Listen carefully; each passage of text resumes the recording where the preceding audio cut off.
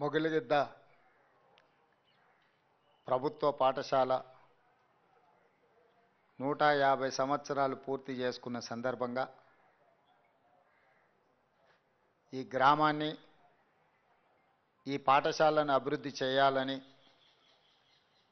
పెద్దలు తెలంగాణ సమాజానికి ఆదర్శపాయులు ప్రొఫెసర్ హరగోపాల్ గారు వారి నేతృత్వంలో ఈ గ్రామానికి సంబంధించిన పెద్దలు వచ్చి నాకు కలిసి ఈ పాఠశాల యొక్క గొప్పతనాన్ని వివరించడం జరిగింది. నాకు ఆశ్చర్యం అనిపించి నిజంగా 150 సంవత్సరాలు పూర్తి చేసుకున్న ప్రభుత్వ పాఠశాల పాత మహబూబ్నగర్ జిల్లాలో పాలమూరు జిల్లాలో ఉండడం, ఈ పాఠశాలలో హైదరాబాద్ సంస్థానం ప్రజాపాలనలోకి వచ్చిన తర్వాత మొట్టమొదటి ముఖ్యమంత్రి గారిని అందించిన పాఠశాల కావడం ఇది ఒక గొప్ప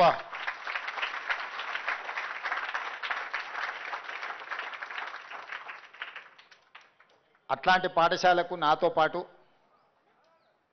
ఈరోజు ప్రొఫెసర్ కోదండరామ్ గారిని, మహేందర్ రెడ్డి గారిని, ఎమ్మెల్సీ దామోదర్ రెడ్డి గారిని, మీ స్థానిక శాసనసభ్యులు ఈర్లపల్లి శంకర్ గారిని, కార్పొరేషన్ చైర్మన్ నరసింహారెడ్డి గారిని, ఇతర అధికారులందరినీ గ్రామ ప్రజలందరూ ఆహ్వానించి ఈ కార్యక్రమంలో పాల్గొనే ఒక గొప్ప అవకాశం మాకందరికీ దక్కింది. ఎన్నో పాఠశాలలు, ఎన్నో కళాశాలలు, ఎన్నో యూనివర్సిటీలకు ప్రారంభోత్సవ కార్యక్రమాలలో మేము పాల్గొంటుండొచ్చు భవిష్యత్తులో, గతంలో.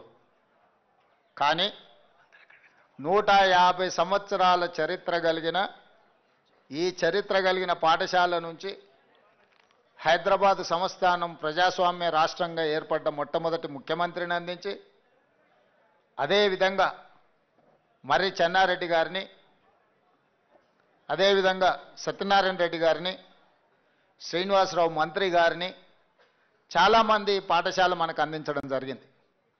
ఆనాడు ఉర్దూ మీడియంతో ప్రారంభమైన ఈ పాఠశాల ఈనాడు ఈ సమాజానికి అవసరమైన మేధా సంపత్తును అందించడానికి ఇంకా కృషి చేస్తూనే ఉంది. వాస్తవంగా ప్రొఫెసర్ హరగోపాల్ గారు చెప్పినట్టు ఆనాడు చంద్రబాబు నాయుడు గారు, ఇతర ముఖ్యమంత్రులు ఈ గ్రామ అభివృద్ధి కోసం ఆనాడు జూనియర్ కళాశాలను ఇవ్వడం కానీ, రకరకాల ఈ గ్రామంలో తుర్రఖాన్ బాజ్ని ఈ గ్రామంలోనే నిజాంకు వ్యతిరేకంగా పోరాటం చేస్తుంటే స్వేచ్ఛ కోసం వారు నిరంతరం కృషి చేస్తుంటే గ్రామంలో అరెస్టు చేయడమే కాకుండా ఆనాడే గ్రామంలో పోలీస్ స్టేషన్, ఒక గ్రంథాలయం, అభివృద్ధి కార్యక్రమాలకు సంబంధించి గ్రామానికి ఇచ్చిండ్రు. మరి ఈరోజు తెలంగాణ రాష్ట్రం వచ్చిన తర్వాత ఈ గ్రామము, ఈ పాఠశాలను అద్భుతంగా అభివృద్ధి చేసుకొని భవిష్యత్ తరాలకు ఇది ఒక చరిత్రగా అందించాల్సిన బాధ్యత రాష్ట్ర ప్రభుత్వాల మీద ఉండే. కానీ గత ప్రభుత్వం పూర్తి స్థాయిలో దృష్టి పెట్టకపోవడం వల్ల ఈనాడు ప్రొఫెసర్ హరగోపాల్ గారు నా దృష్టికి తీసుకొస్తే తక్షణమే సార్ మీరు చెప్పాల్సిన అవసరం లేదు, ఆ గ్రామానికి అవసరమైన అన్ని అభివృద్ధి కార్యక్రమాలను ఇద్దాం, ఈ పాఠశాలలో ఇంకా ఈ రాష్ట్ర, ఈ దేశ భవిష్యత్తును నిర్మించగలిగిన విద్యార్థులను తయారు చేయడానికి అవసరమైన ప్రోత్సాహాన్ని ఇవ్వడం నా బాధ్యత. బూరుగుల రామకృష్ణారావు గారి తర్వాత మళ్ళీ తెలంగాణ రాష్ట్రానికి ముఖ్యమంత్రి అయ్యే అవకాశం ఈ పాలమూరు బిడ్డకు దక్కింది. ఇది పాలమూరు జిల్లా యొక్క ప్రతిష్ట, పాలమూరు జిల్లా యొక్క గౌరవం.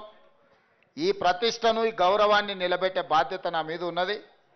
తప్పకుండా ఇక్కడికి సంబంధించి, ఈ పాఠశాలకు సంబంధించిన అభివృద్ధికి ఎన్ని నిధులు కావాలనో మనం ఇద్దామని తక్షణమే కలెక్టర్ గారికి నేను ఆదేశాలు ఇచ్చి, మీరు వెళ్ళి అక్కడ పరిశీలించండి అని చెప్తే పాఠశాల కోసం ఒక 10 కోట్లు, లైబ్రరీ కోసం, గ్రామ పంచాయతీ బిల్డింగ్ కోసం, వీటన్నిటికీ నిధుల ప్రతిపాదన, అదేవిధంగా ఈ గ్రామంలో సీసీ రోడ్ల కోసం, ఉపాధి హామీ పథకం నుంచి ఇవన్నీ ఒక 16 కోట్ల రూపాయలు ఈ గ్రామం యొక్క అభివృద్ధి కోసం ఈరోజు నిధులను మంజూరు చేయడం జరిగింది. అదేవిధంగా మా శాసనసభ్యుడు ఒక మైనారిటీ కమ్యూనిటీ హాల్ కూడా కావాలి గ్రామంలో ఉన్నారు అని చెప్పిండ్రు.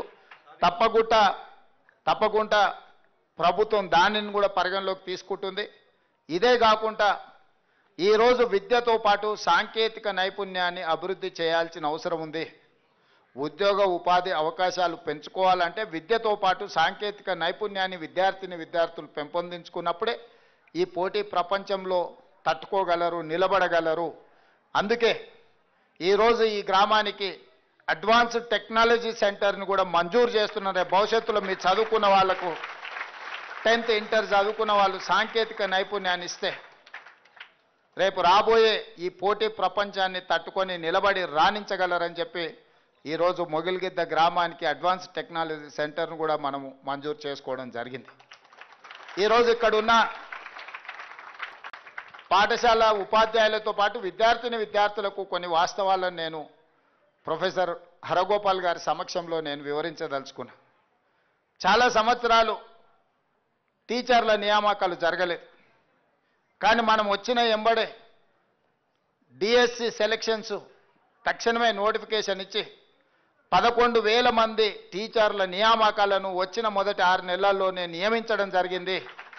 ఎందుకంటే తండాలలో, గూడాలలో, మారుమూల పల్లెల్లో ప్రభుత్వ పాఠశాలలు మూసివేస్తే అక్కడుండే పేదలకు విద్య దూరం అయితే తీరని అన్యాయం జరుగుతుంది. ఆ పేదలు విద్యకు దూరం అవుతే రైట్ టు ఎడ్యుకేషన్ యాక్ట్ని మనము వాళ్ళ విద్య యొక్క హక్కు చట్టాన్ని మనమే కాలు రాసినట్టు అవుతుంది. ఆ తండాలలో, గూడాలలో, మారుమూల పల్లెల్లో మూతపడ్డ పాఠశాలలు తెరవాలి అని ఎంబడే నోటిఫికేషన్ ఇచ్చి 11,000 మంది టీచర్ల నియామకాలను నాకు తెలిసి ఇక్కడనే వెంకటనరసింహారెడ్డి గారు అధికారి ఉన్నారు. 40 ఎన్ని రోజుల్లో మనం అది 55 రోజుల్లోనే గతంలో నోటిఫికేషన్లు ఇస్తే సంవత్సరాల కొద్ది కాలయాపన జరిగేది.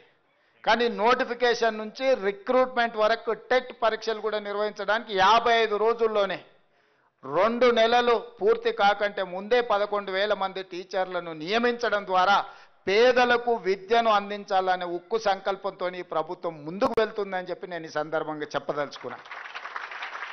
అదేవిధంగా ఆనాడు రాజశేఖర రెడ్డి గారు కాంగ్రెస్ పార్టీ అధికారంలోని ముఖ్యమంత్రిగా ఉన్నప్పుడు తెలంగాణలో విద్యా అవకాశాలు తక్కువన్నాయని చెప్పి ప్రతి ఆనాటి ఉమ్మడి జిల్లాలో యూనివర్సిటీలను ఇవ్వడం జరిగింది. ఈరోజు పాలమూరులో ఉన్న పాలమూరు యూనివర్సిటీ కావచ్చు, నల్గొండలో కావచ్చు, నిజామాబాద్లో కావచ్చు, కరీంనగర్లో ఈ యూనివర్సిటీలు అన్నిటిని కూడా ఆనాడు పేదలకు విద్యను అందుబాటులోకి తీసుకురావాలి, పీజీలు, పిహెచ్డీలు పేదలు చదువుకోవాలి, తద్వారా సమాజం అభివృద్ధి పదం వైపు నడవాలని ఆడ యూనివర్సిటీలను ఇస్తే గత 10 సంవత్సరాలు యూనివర్సిటీల వైస్ ఛాన్సలర్ల నియామకం కానీ అధ్యాపకులను కానీ ఈరోజు నియామకాలు చేపట్టకపోవడం వల్ల అవన్నీ కూడా ఒక పునరావాస కేంద్రాలుగా మారినాయని గుర్తించి వచ్చిన ఎంబడే అందరినీ ప్రతిభావంతులైన వైస్ ఛాన్సలర్లను నియమించడము.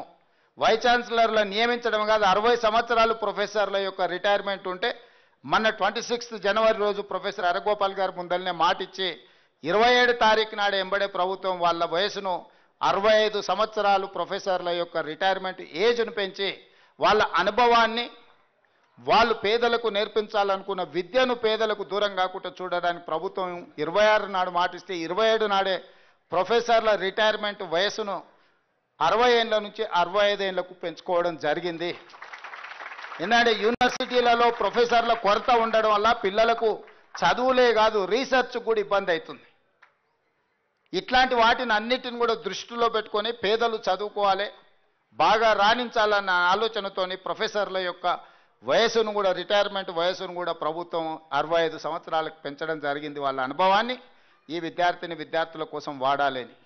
అదేవిధంగా బడ్జెట్లో దాదాపుగా 21,000 కోట్ల రూపాయలను మన బడ్జెట్లో విద్యాశాఖ కోసమే కేటాయించడం జరిగింది. బడ్జెట్లో 7% విద్యాశాఖ కేటాయించడము, విద్య యొక్క అభివృద్ధిని, పాఠశాలలను ఆధునీకరించాలన్న ఆలోచనతోని 21,000 కోట్ల రూపాయలను 7% బడ్జెట్ పెట్టినాం. నేను ఈ 7%ని 15%కి తీసుకెళ్ళాలి అని ప్రతి బడ్జెట్లో పెంచుకుంటూ వెళ్ళాలి.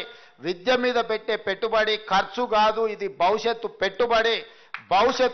దేశ భవిష్యత్తు తరగతి గదుల్లోనే ఉంది అని ఏదైతే పెద్దలు చెప్పినరో నేను బలంగా విశ్వసిస్తున్నాను, నమ్ముతున్నాను. మేమందరం కూడా ఈ ప్రభుత్వ పాఠశాలల్లో చదువుకొని ఇక్కడి వరకు రాణించగలిగినాము.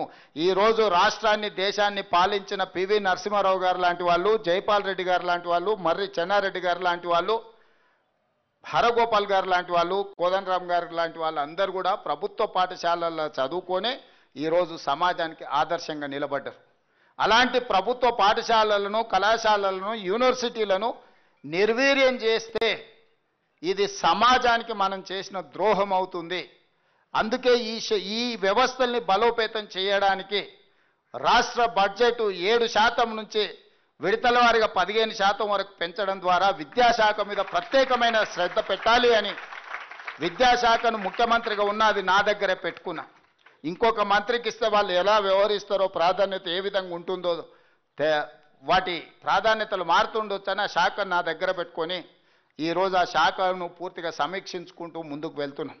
ఇదే కాదు, దాదాపుగా 20 ఏళ్ళు టీచర్ల ప్రమోషన్ లేకుండా ఇక్కడ చాలామంది టీచర్లు ఉండొచ్చు, ఫిజికల్ డైరెక్టర్లు కానీ టీచర్లు కానీ 20 సంవత్సరాలు ప్రమోషన్స్ లేకుండే దాదాపుగా 21,000 మంది టీచర్లకు ప్రమోషన్లు ఇవ్వడమే కాకుండా 35,000 మంది టీచర్లను 10 సంవత్సరాలు బదిలీలు లేక ఇబ్బంది పడుతుంటే వచ్చిన ఎంబడే వాటి మీద ప్రత్యేకమైన దృష్టి పెట్టి అధికారులు రాత్రింబగళ్ళు పనిచేసి 21,000 మంది టీచర్లకు ప్రమోషన్లు ఇచ్చి 35,000 మంది టీచర్లను చిన్న వివాదం లేకుండా, ఎక్కడ కూడా ఎలాంటి ఆరోపణ లేకుండా 35,000 మంది టీచర్ల బదిలీల కార్యక్రమాన్ని కూడా ప్రభుత్వం ఒక పకడ్బందీగా నిర్వహించడం జరిగింది.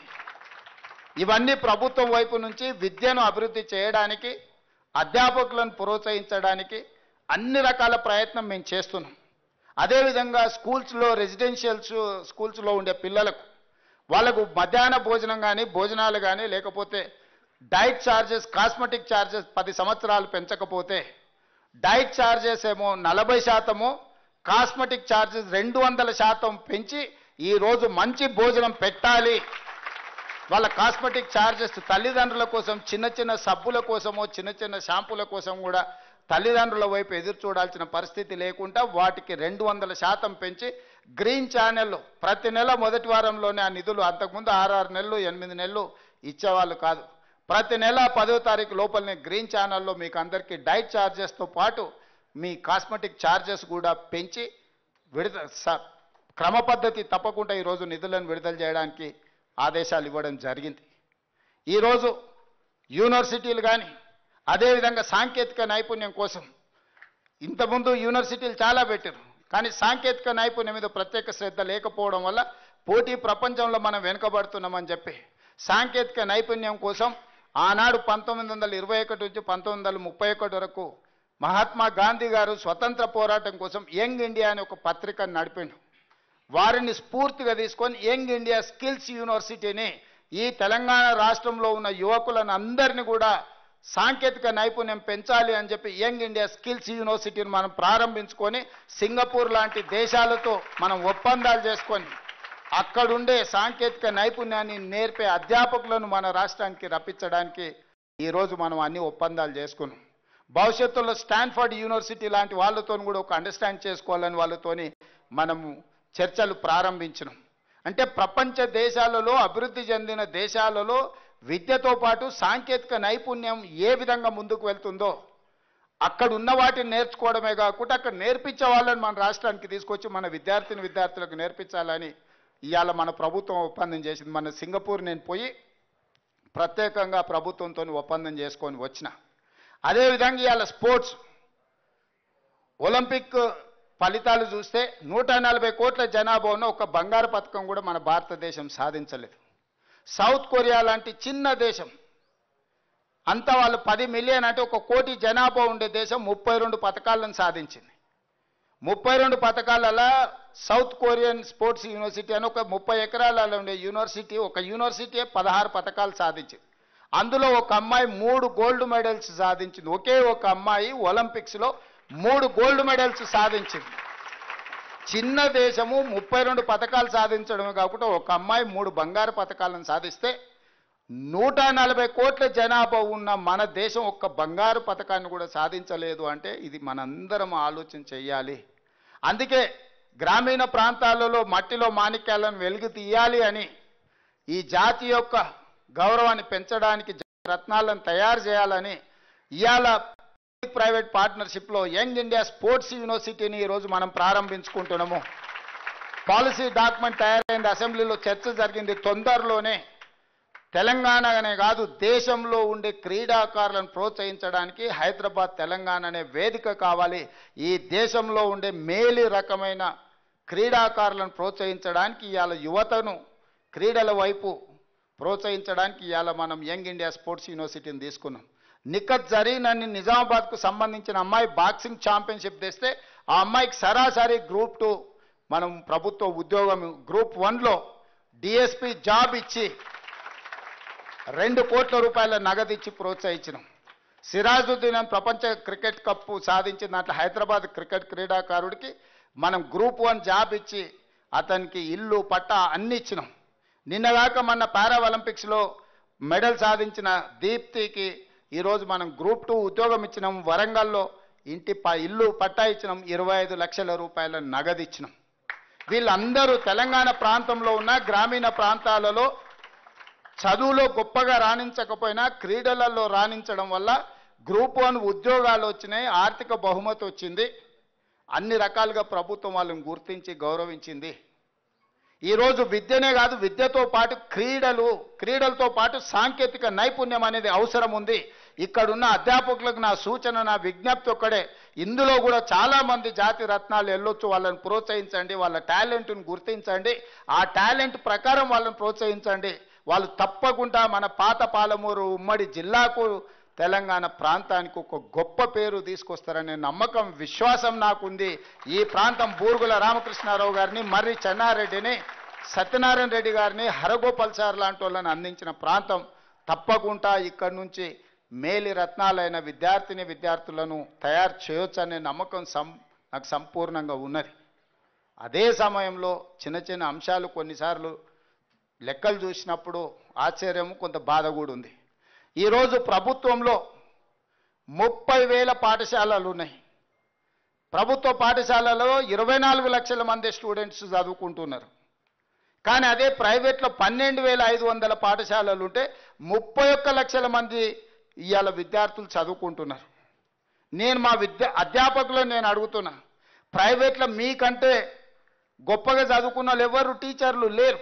నేను చాలా ప్రైవేటు స్కూళ్ళలో ఉండే టీచర్ల యొక్క ఎడ్యుకేషన్ క్వాలిఫికేషన్, మన ప్రభుత్వంలో ఉన్న టీచర్లు వాళ్ళ ఎడ్యుకేషన్ క్వాలిఫికేషన్ చూస్తే అసలు మీ క్వాలిఫికేషన్లో వాళ్ళకి సగం కూడా లేదు.